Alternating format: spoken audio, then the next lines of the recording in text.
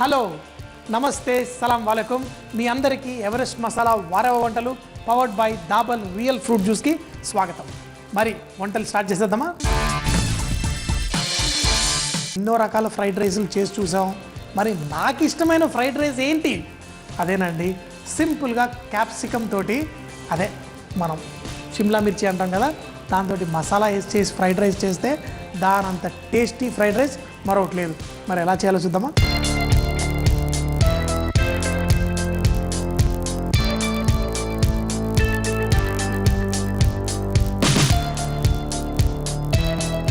Fried రైస్లు అంటే నాకు చాలా ఇష్టం. అంటే చిత్రాన్నాలు, దాంట్లో కూడా రకరకాల ఫ్లేవర్స్ వేసి చేసుకుంటూ ఉంటాం కదా. అయితే నేను హోటల్లో వందల షెఫ్ల దగ్గర పనిచేసి రకరకాల వంటలు ఈ ఫ్రైడ్ రైస్లు నేర్చుకున్నాను. కాకపోతే మీలాగే ఇళ్లల్లో చేసేవాళ్ళు కూడా నాకు అప్పుడప్పుడు మెయిల్ ద్వారా రెసిపీలు పంపిస్తూ ఉంటారు. ఏంటి అంటే, షెఫ్ మీరు ఎన్ని మంచి వంటకాలు నేర్చుకున్నా ఇది నేను ట్రై చేసిన వంటకం, నేను స్పెషల్గా సృష్టించిన వంటకం, లేదా మా అమ్మమ్మ వంటకం, మా పిల్లలకి నచ్చిన వంటకం అని పంపిస్తూ ఉంటారు. అయితే అలాంటి వంటకాలు కూడా నేను చాలా ఇష్టంగా ట్రై చేస్తాను. అందులో నచ్చినవి మాత్రం తప్పకుండా మళ్ళీ మళ్ళీ చేసి తింటూ ఉంటాను. అందులో ఒక రైస్ నేను చేయబోయేదే క్యాప్సికమ్ ఫ్రైడ్ రైస్. అయితే ఇది ఫ్రైడ్ రైస్ అనండి, మనం మన ఇండియన్ స్టైల్లో చక్కగా దీన్ని మంచిగా టేస్టీగా ఎలా చేయాలో చూపిస్తాను. దీంట్లో మొట్టమొదటిగా మనకు కావాల్సింది ఏంటంటే, కొన్ని పదార్థాలు వేసుకొని ఫస్ట్ మంచిగా వేయించుకొని పొడి చేసి పెట్టుకుందాం. మరి రాసుకుంటారా? ఫస్ట్గా ఎండుమిరపకాయలు కొంచెం వేగాయి అనుకోండి, దాంట్లో మంచి ఫ్లేవరు టేస్ట్ వస్తాయి. మరి దాంతోపాటు కొంచెం టైం పట్టేది ఆవాలు ఏంటంటే, ఇవి నూనె వేస్తేనే చిటపట్లాడాల్సిన అవసరం లేదు. బాగా వేడి తాకితే దాంట్లో ఉన్న నూనె, ఆవాలు ఎందుకు చిటపట్లాడతాయి? దాంట్లో నూనె ఉంటుంది. అవి బాగా వేడి నూనెలో వేయగానే వేడి తాకి చిటపట్లాడతాయి. మరి ఇలా కొన్ని ఆవాలు, ఎండుమిరపకాయలు వేసుకొని ఇలా కొంచెం వేయించుకుందాం. దీంట్లో కొంచెం అంతా శనగపప్పు. చూడండి, ఆవాలు ఆల్రెడీ డ్యాన్స్ వేస్తున్నాయి. ఇప్పుడు చూసారా, కొంచెం వేడి తగలగానే చక్కగా డ్యాన్స్ చేస్తూ ఉన్నాయి. చూడండి, అదే చెప్పాను కదా చిటపట్లాడడానికి. దీంట్లో శనగపప్పు, అలాగే ఈ ధనియాలు ఇవి కూడా కొంచెం ఏది మాడకుండా కొంచెం వేయించుకుందాం. అయితే ధనియాలు, కొంచెం శనగపప్పు కొంచెం టైం పడుతుంది. అలాగే ఈ పల్లీలు కూడా వేసి కొంచెం సేపు ఇలా వేయించుకుందాం. కొంచెం వేగిన తర్వాత దీంట్లో జీలకర్ర, మినప్పప్పు వేసుకుందాం. సో కొద్దిసేపు ఇది స్లోగా కుక్ చేద్దాం, ఎందుకంటే పల్లీలు 1 నిమిషం పాటు పడుతుంది. సో మనం ఇంకా స్లోగా కుక్ చేస్తే 2-3 నిమిషాలు కూడా పట్టొచ్చు. కాకపోతే ఇలా కలుపుకుంటూ ఉందాం. పల్లీలు కూడా కొంచెం వేగిన తర్వాత మినప్పప్పు, అలాగే జీలకర్ర ఇవన్నీ వేసి ఇంకా కొంచెం సేపు వేగుదాం. అంటే మినప్పప్పు కూడా కొంచెం అంత కలర్ వచ్చేంత వరకు వేయించుదాం. అలా అని చెప్పేసి మిగతా పప్పులు మాడకూడదు. పప్పులు మాడాయి అనుకోండి, మనకి టేస్ట్లో కొంచెం చేదు వచ్చేస్తుంది. స్లో ఫ్లేమ్లో పెట్టుకొని చేసుకుంటే ఇంకా మంచిది. ఇంకొకటి ఏంటంటే, ఇలా వేగడం వల్ల మనకి పప్పు ఇవి చక్కగా ఈజీగా పొడి అయిపోతాయి.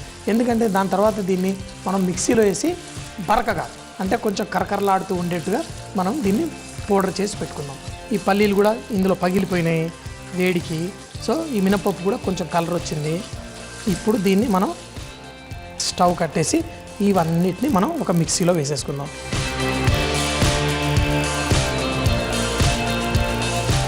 చెప్పాను కదా, మరి ఫైన్ పౌడర్ చేయకూడదు, కొంచెం బరకగా, అంటే నోట్లో ఇట్లా కరకరలాడుతూ వచ్చేట్టు పౌడర్ చేసి పెట్టుకుందాం. మరి ఇప్పుడు మన క్యాప్సికమ్ ఈ మసాలా రైస్ చేసుకోవడం కోసం నెయ్యి వాడితే చాలా బాగుంటుంది. కానీ ఈరోజు నేను కొంచెం నూనె, కొంచెం బటర్ 2 వాడదాం. అయితే ఫస్ట్గా ఈ గిన్నెలో కొంచెం నూనె తీసుకుందాం.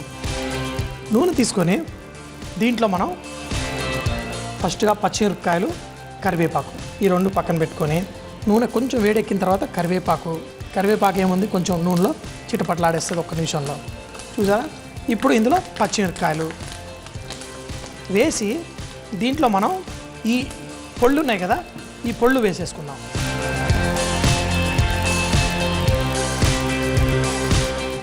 వేసుకొని స్లోగా ఇలా వేయించుకుంటూ దీంట్లో ఈ ఉల్లిపాయలు, ఈ నూనె ఇవంతా చక్కగా కుక్ అవనిద్దాం. అయితే ఇప్పుడు బటర్ వేద్దాం. దీంట్లో కొంచెం బటర్ వేసుకుందాం. ఈ బటర్ని కూడా ఇది మెల్ట్ అవుతూ మన మసాలా ఉంది కదా, ఇది స్లోగా దీంట్లో రోస్ట్ అవ్వాలి. ఇప్పుడు ఉప్పు, మనకి ఎంత రైసో దానికి తగ్గంత ఉప్పు వేస్తే, ఇప్పుడు చూడండి, ఆహా, మీరు ఇక్కడ ఉంటే మీకు తెలిసేది ఎంత మంచి సువాసన ఈ పొళ్ళన్నీ కలిపి. ఇప్పుడు దీంట్లో మనం క్యాప్సికము అవి ఇవి అనుకున్నాం కదా, ఆ క్యాప్సికం, రకరకాల క్యాప్సికం, కొంచెం కలర్ కావాలంటే కొంచెం అంత పసుపు కూడా వేసుకుందాం. అలాగే ఇందులో చిటికెడంత గరం మసాలా పౌడర్ కూడా వేసుకుంటే దీనికి మంచి టేస్ట్ వస్తుంది. మీకు తెలిసిపోతుంది ఆ సువాసన, అది భలే గుమగుమలాడుతూ మంచిగా ఇవి వేగగానే ఆ వాసన రాగానే మనం దీంట్లో క్యాప్సికం, ఇందులో రకరకాల కలర్స్, ఎందుకంటే తినేటప్పుడు ఈ కలర్స్ చూడడానికి కూడా చాలా బాగుంటాయి. ఇలా ఈ పొళ్ళల్లో వేసేసి కొంచెం మరీ ఎక్కువ కుక్ అవ్వనికూడదు. ఈ క్యాప్సికం మనకి కొంచెం అంత క్రంచీగానే ఉండాలి. మీరు కావాలంటే కొంచెం మీడియం సైజ్ ముక్కల్లా కూడా కట్ చేసుకోవచ్చు. కానీ ఇలా కట్ చేసుకుంటే మన రైస్లో తినేటప్పుడు భలే ఈవెన్ ఫ్లేవర్తో మనకు టేస్ట్ వస్తుంది. దీంట్లో మనం ముందుగా ఉడకబెట్టుకున్న రైస్, ఎప్పుడు మనం ఏదో మామూలు రైసులు కాకుండా ఇలా ఏంటి దీంట్లో మంచిగా పప్పులు, మనకి ఆరోగ్యానికి కావాల్సిన అన్నీ ఉన్నాయి. అలాగే టేస్ట్కి టేస్ట్ కూడా. ఇది నా ఫేవరెట్ రైసు కాబట్టి మన షెఫ్కి ఫేవరెట్ అయిన రైస్ని ఏం చేయాలి మనం, ఇది చూడడం కాదు, తర్వాత మనం కూడా ట్రై చేసుకోవాలి. సో ఇది చూడండి, ఇప్పుడు చూడండి రకరకాల రంగులతో ఆ మసాలాలతో ఇలా ఉన్న రైస్ పైన మనం కొంచెం అంత నిమ్మరసం పిండేసుకుందాం. ఇప్పుడు దీనిపైన కొత్తిమీర అది కూడా వేసి లాస్ట్ ఒక్కసారి ఇలా టాస్ చేసేసుకొని ఇలా షుషు చిటపట్లాడుతూ ఉంది. మరి చాలు, ఇంకా దీన్ని స్టవ్ కట్టేద్దాం. మరి వేడి రైస్ వేసుకుంటే కనుక ఇంకా బాగుండేది, అయినా కొంచెం పొగలు వచ్చేస్తున్నాయి. ఆహాహా,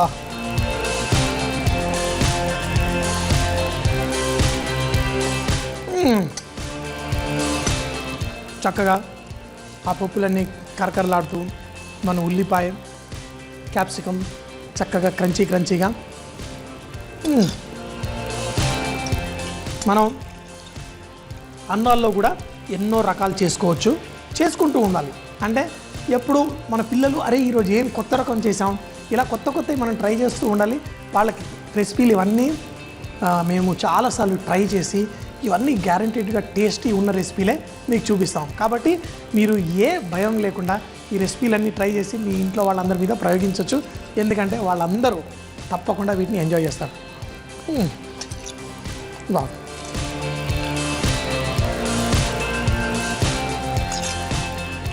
ఈ రెసిపీలో మీరు ఒట్టి క్యాప్సికమే కాకుండా దీంట్లో క్యారెట్, బీన్స్, మీ ఇష్టం వచ్చిన వెజిటేబుల్స్ వేసుకోవచ్చు. స్పెషల్గా మీ పిల్లలైతే ఏ వెజిటేబుల్స్ తినము, ఇష్టం లేదంటారో అలాంటి వెజిటేబుల్స్ ఇందులో వేయండి. చూడండి, వాళ్ళు లొట్టలు వేసుకుంటూ తినేస్తుంటారు. సో మరి మీరు కూడా ట్రై చేస్తారు కదా, మీ ఇంట్లో వాళ్ళందరూ వారేవా అంటేనే కదా మనకు సంతోషం. సో తప్పకుండా ట్రై చేయండి. నేను మాత్రం ఇప్పుడు వారేవా అనుకుంటూ నేను ఎంజాయ్ చేస్తాను. క్యాప్సికమ్ మసాలా ఫ్రైడ్ రైస్ తయారు చేయే విధానం. ముందుగా ప్యాన్ వేడి చేసి ఎండుమిరపకాయలు, ఆవాలు, శనగపప్పు, ధనియాలు, పల్లీలు, మినపప్పు, జీలకర్ర వేసి వేయించుకొని మిక్సీలో బరకగా పొడి చేసి పెట్టుకోవాలి. ఇప్పుడు ప్యాన్ లో నూనె వేడి చేసి కరివేపాకు, పచ్చిమిరపకాయలు, ముందుగా చేసి పెట్టుకున్న పౌడర్, ఉల్లిపాయ ముక్కలు, బటర్, ఉప్పు, పసుపు, గరం మసాలా వేసి కాసేపు వేయించుకోవాలి. దానిలో రెడ్, ఎల్లో, గ్రీన్ క్యాప్సికమ్ ముక్కలు వేసి కాస్త వేయించుకొని దాంట్లో అన్నం వేసి కలిపి చివరిగా నిమ్మరసం, కొత్తిమీర వేసి వేడిగా సర్వ్ చేసుకుంటే చాలా బాగుంటుంది. ఫ్రైడ్ రైస్లో గుడ్డు వేసుకోలేదనుకోండి, ఆమ్లెట్ వేసుకుందాం, నష్టం ఏంటి? ఏదో విధంగా గుడ్డు తింటే సూపర్గా ఉంటుంది. మరి ఒక మిక్స్ వెజిటేబుల్ ఆమ్లెట్ ఎలా చేయాలో చూద్దామా?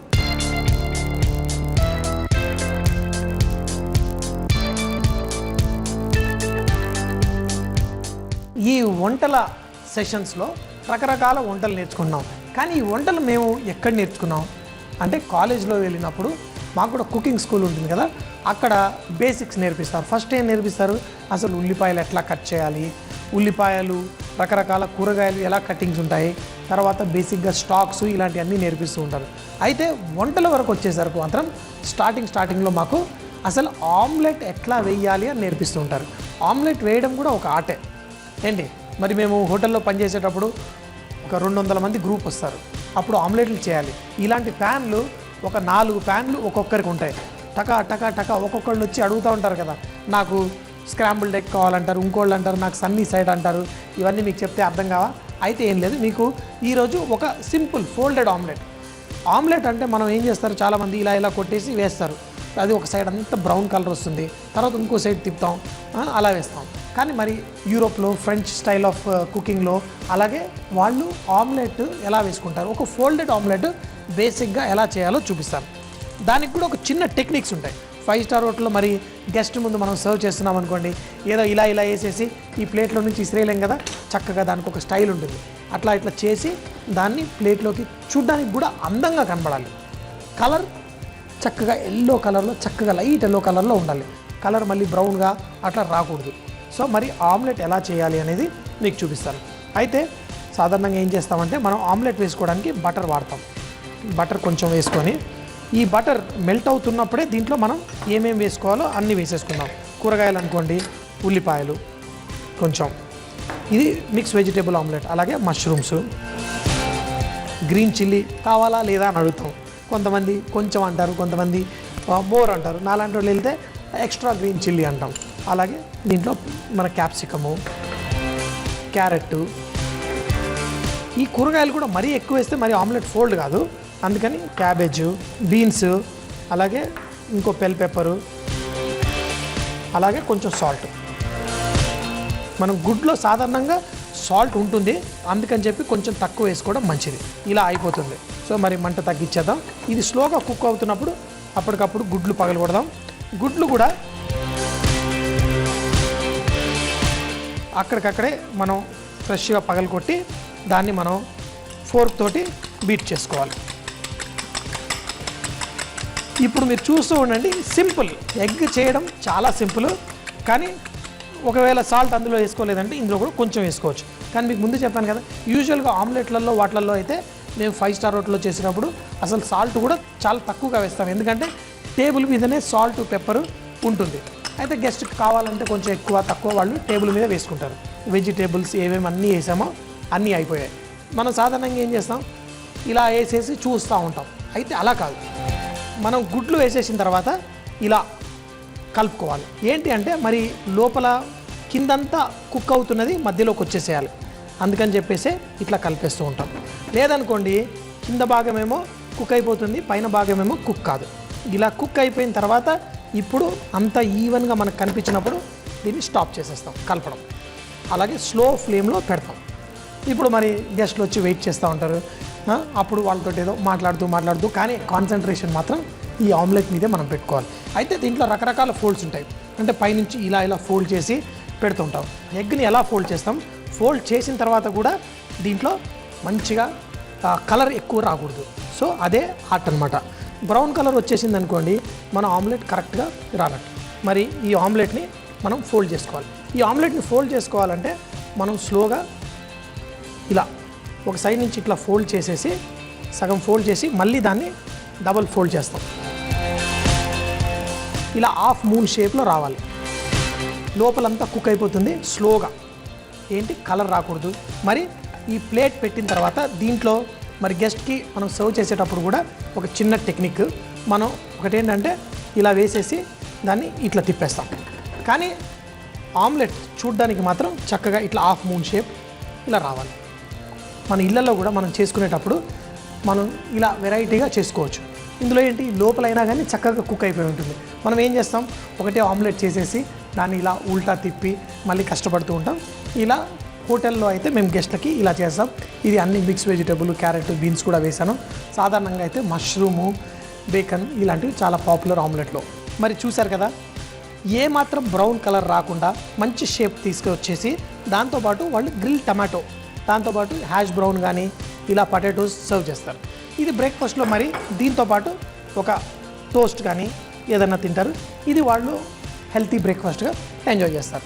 సో మరి మీరు కూడా అప్పుడప్పుడు, అంటే ఏం లేదు, మన ఇంట్లో ఎప్పుడు వేసుకునే ఆమ్లెట్ కాకుండా ఇట్లా కూడా ట్రై చేయండి. మేము హోటల్లో ఫస్ట్గా ఏం నేర్చుకునే వాళ్ళం అంటే ట్రైనింగ్కి వెళ్ళినప్పుడు ఎలా మాకు ఫస్ట్ ఆమ్లెట్లతో స్టార్ట్ చేసేవాళ్ళని మీకు చూపిస్తున్నాను.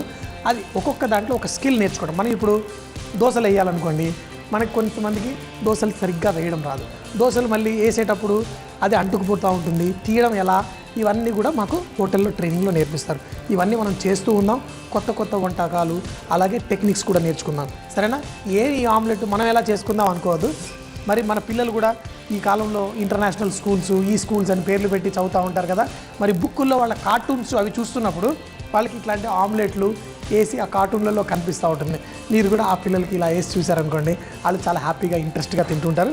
కొంచెం కలర్ రాకపోతే లోపల పచ్చి ఉందేమో అనుకుంటారు కదా, మరి ఇక్కడ చూడండి ఏ మాత్రమన్నా పచ్చి ఉందా? లేదు కదా, మంచిగా కుక్ అయిపోయింది.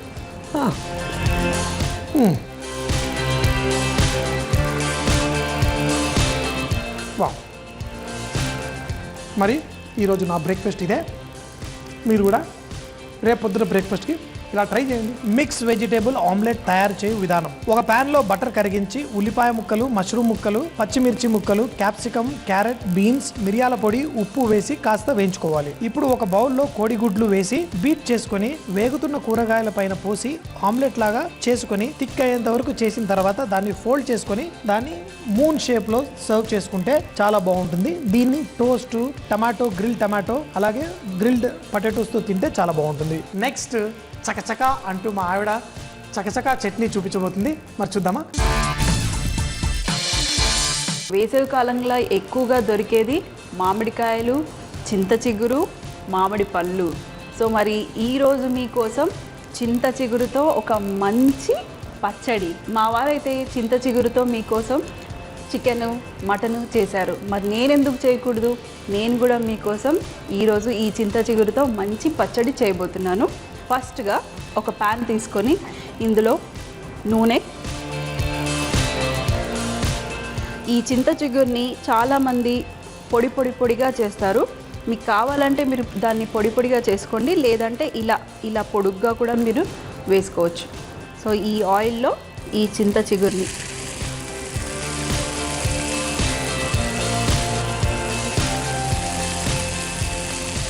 సో ఇది మంచిగా ఒక్క నిమిషం స్లో ఫ్లేమ్లో ఈ ఆయిల్లో మంచిగా దీన్ని వేయించుకుందాం. సో చూడండి ఎంత బాగా కలర్ చేంజ్ అయిపోయిందో.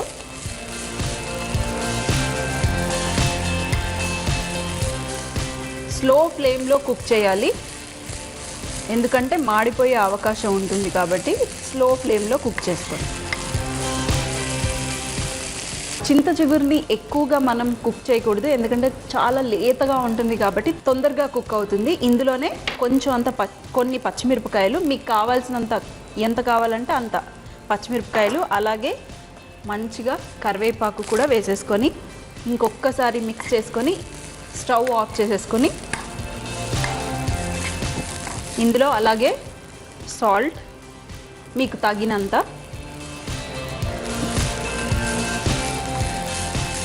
సో మరి స్టవ్ ఆఫ్ చేసేసుకొని ఇది కాస్త చల్లారాక మనం మిక్సీ జార్లో వేసుకొని గ్రైండ్ చేసుకుంటే చింత చిగురు పచ్చడి రెడీ అయిపోతుంది.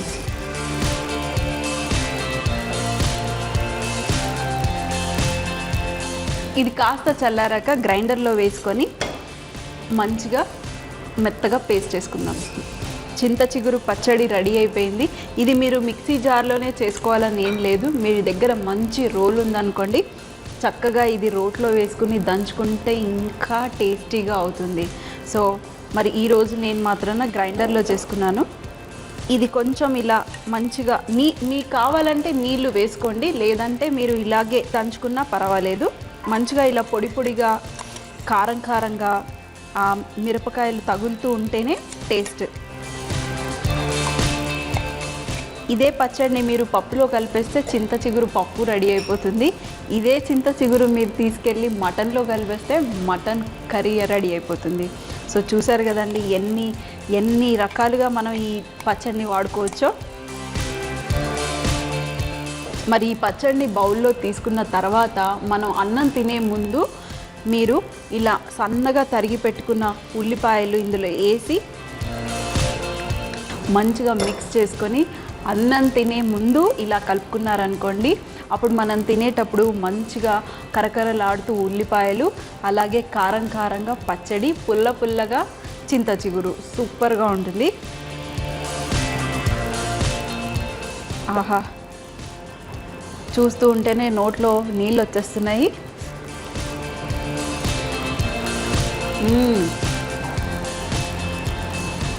అబ్బో ఎంత పులుపో చింత చిగురు. ఆహాహా, నాకైతే నోటి మాట రావట్లేదు, అంత టేస్టీగా ఉంది. మరి నేనైతే ఈ చింత చిగురు పచ్చడి తినేసి చిన్నప్పటి జ్ఞాపకాల దగ్గరికి వెళ్ళిపోయాను.